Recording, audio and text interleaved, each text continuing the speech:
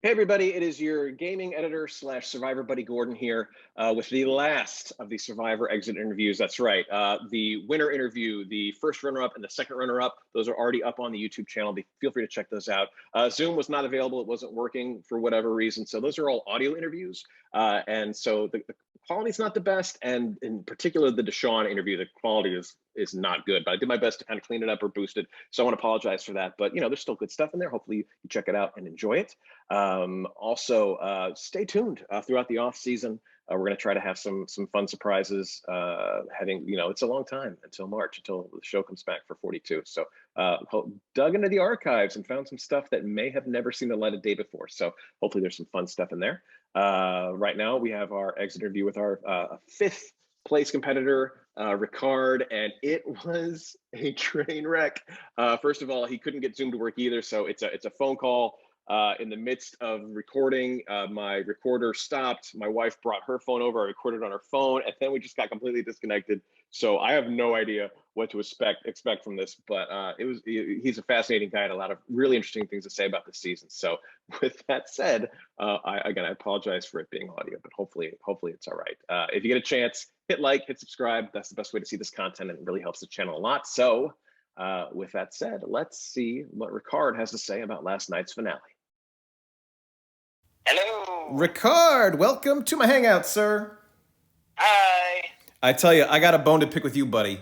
Oh, no, what'd I do? Every time you're like, my husband is at home watching after our kid, working a full-time job, and he's pregnant during a pandemic, my wife looks at me and says, I would kill you if you left me in a situation like that. So I don't know what kind of gift he has earned, but it had better be substantial. No, I got him a new tattoo. That's Okay. all I got him. And he's getting a wood stove for the house that he doesn't know about. So those are the two things that he wants. Okay, well, make sure he doesn't listen to this interview. Oh, he doesn't. It's hard enough getting him to watch the show. There you go. I had a similar situation. I've been covering the show since Gabon, and my wife didn't start. She didn't get interested in it until Devons came along, and now all she cares about is Devons. Oh, my God. I love Devons. Me too. Okay, so we're all in the same boat on that one. So, Survivor. Power couples, nothing new. But more often than not, it seems like you've got, one person's kind of driving the car. With you and Shan, it felt like, this Wendell and Dom situation with two people feeding off of each other, a steel sharpens steel kind of situation, which is great, but it means you're partnered with a real threat. In hindsight, given the choice between the two, a solid partner or somebody you just kind of drag along, which one do you think you prefer?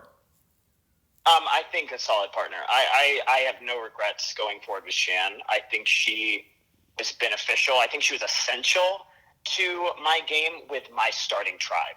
I definitely went into the game knowing my weaknesses and knowing that, I'm just not the warmest human being, and I'm kind of intense. But I work with a work group that's very diverse as a flight attendant, and I make friends with everybody. I never have issues with my coworkers. So I didn't think I would have an issue with any starting tribe. And yet, somehow, I got the one tribe that I just could not bond with those people. I didn't really want to either, because I didn't want Shan to get jealous. And I could see that would happen if I was close with anybody, which I think is one of the reasons Sarah was gone so early, because her and I were very tight. But yeah, I just couldn't bond with them. It was just not lucky for me, lucky for other people in the game, but not for me.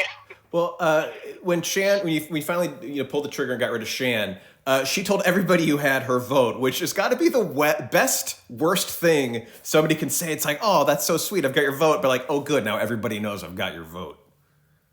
Yeah, I definitely understand why people feel either that was intentional or that could hurt your game, and maybe it could. I mean, it definitely pissed off Deshaun. But I feel like I showed consistently that nothing really shakes me. I mean, I was told I was going to be voted out, and then I won immunity like 30 minutes later, and I was calm the entire time. I just stayed calm.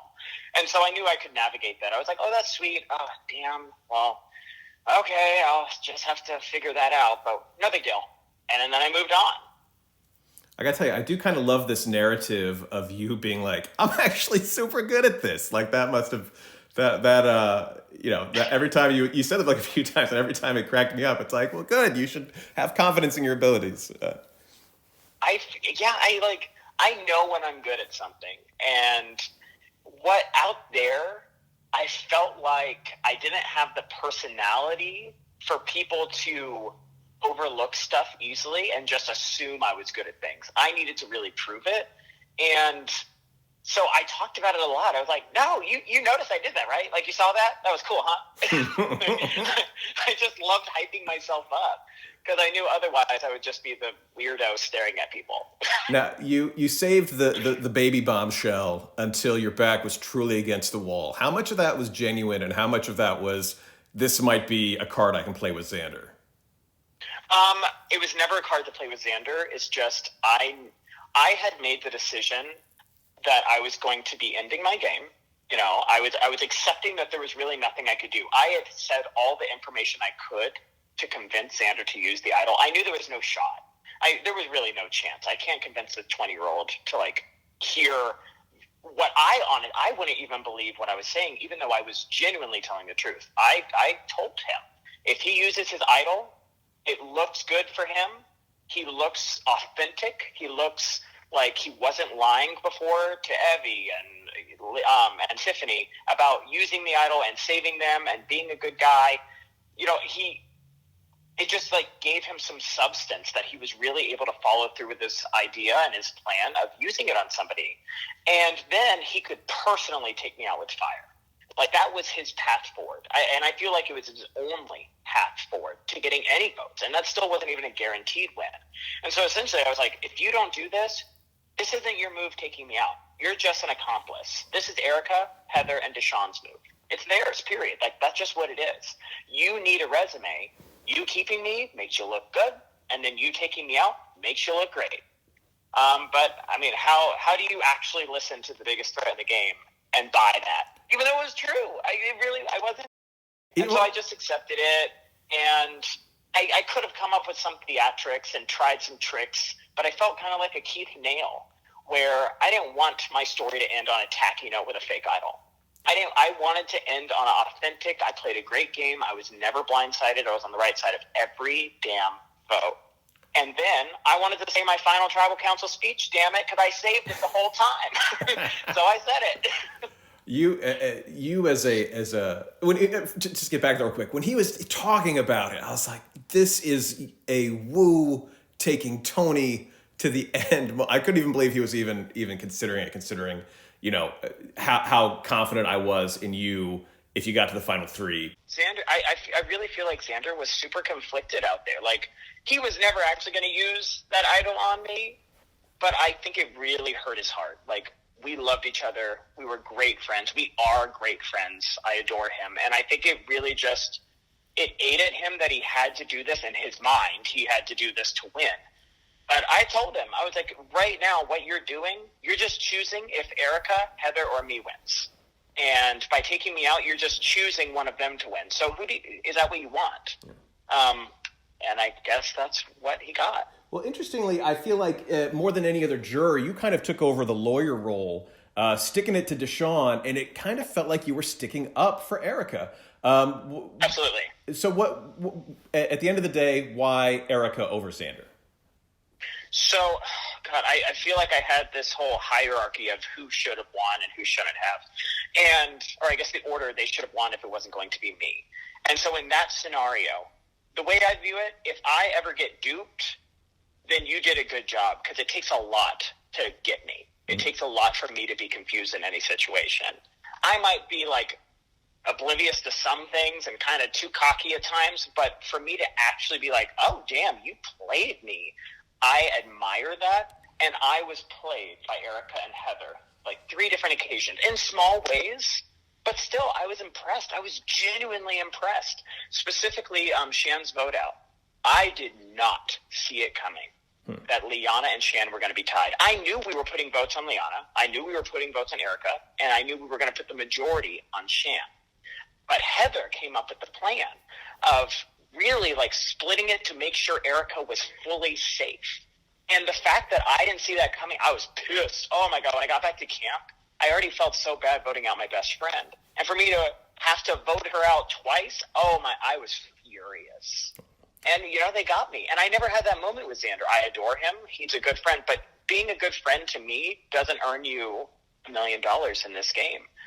And he never duped me. I felt like he was very good at following. He was very good at being an ally and being a consistent vote. But he never came up with a specific move himself that got me. Okay. We do a word association here to get to know your tribe mates a little bit better. I'll give you someone's name. Give me the first. I know, right? Everybody loves this. Give me the first word that pops into your head. We'll start off with JD. Young. Okay. Liana. Amazing. Sarah. Like bestie. Oh. Evie. Baby turtle. Sydney.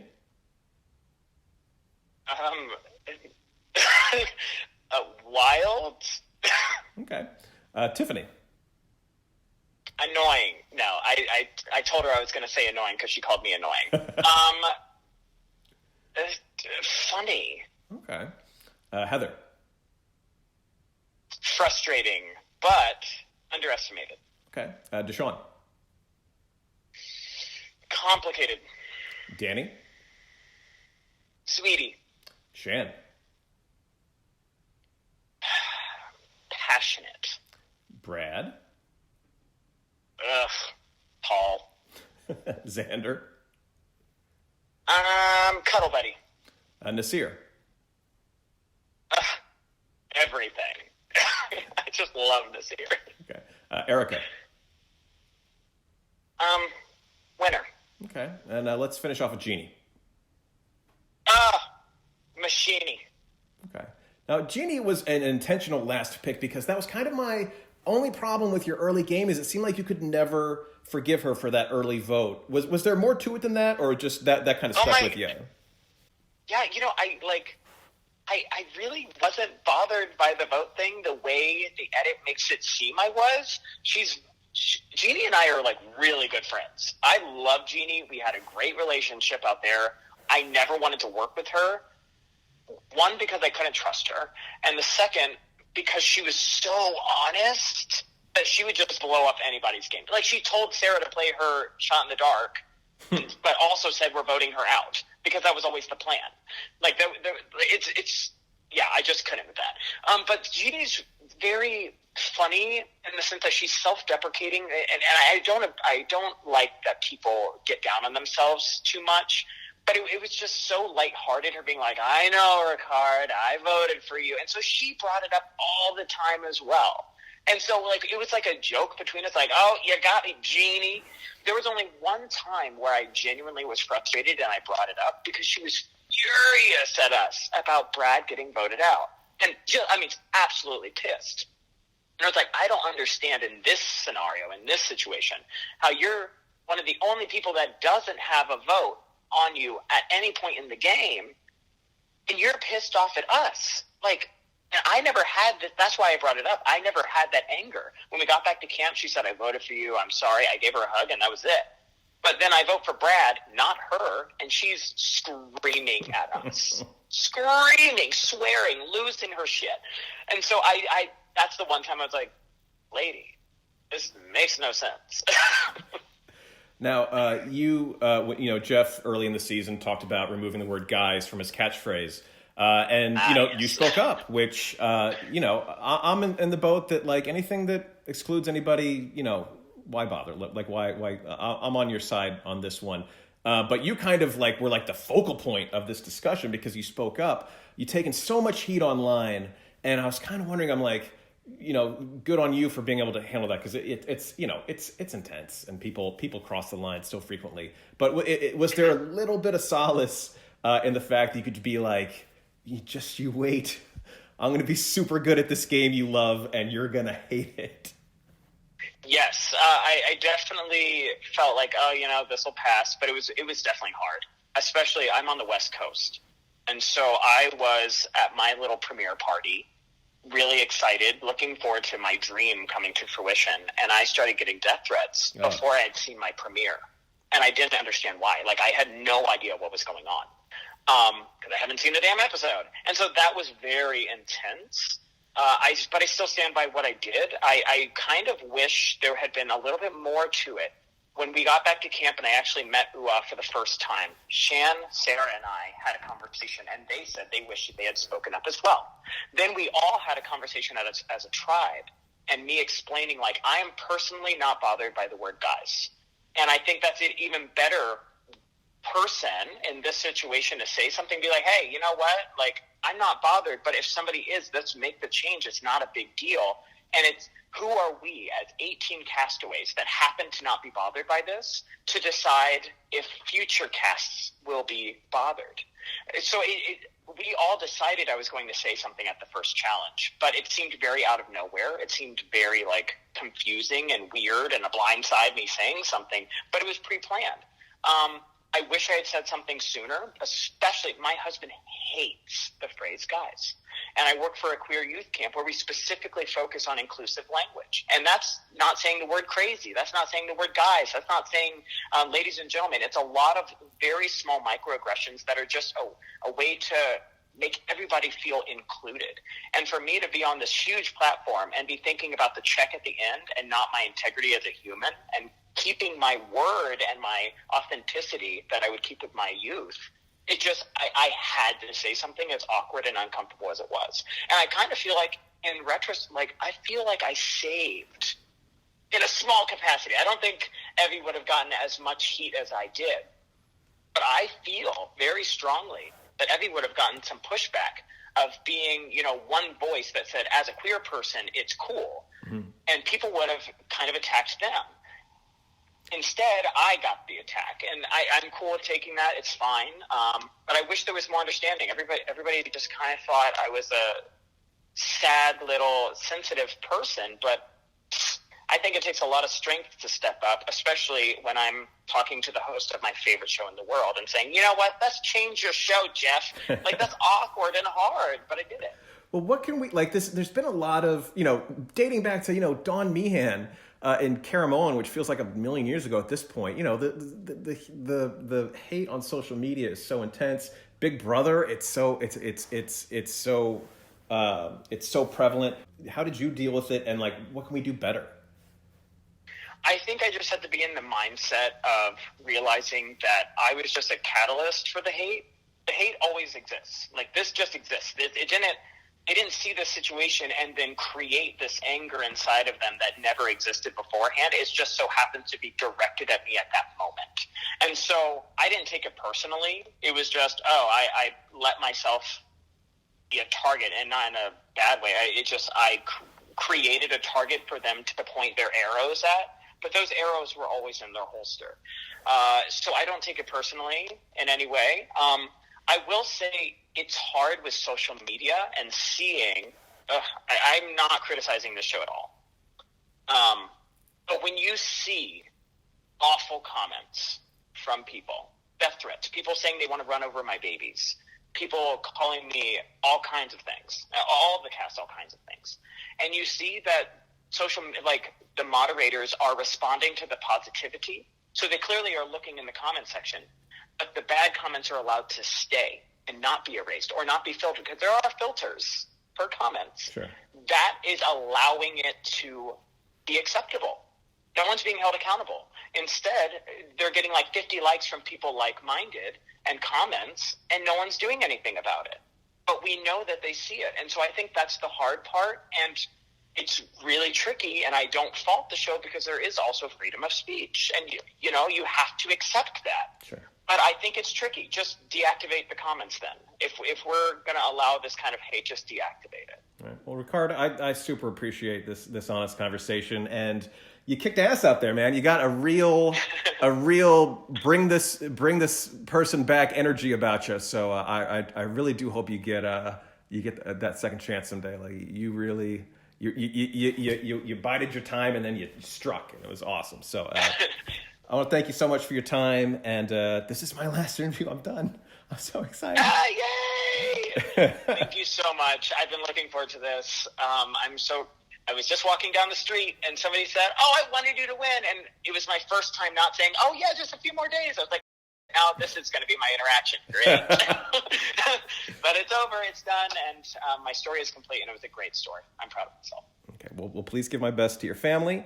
And please tell your husband to stay away from this interview if he doesn't want his any kind of holiday gift surprise ruined. Will do. Thank you so much. All right. Thanks, Rickard.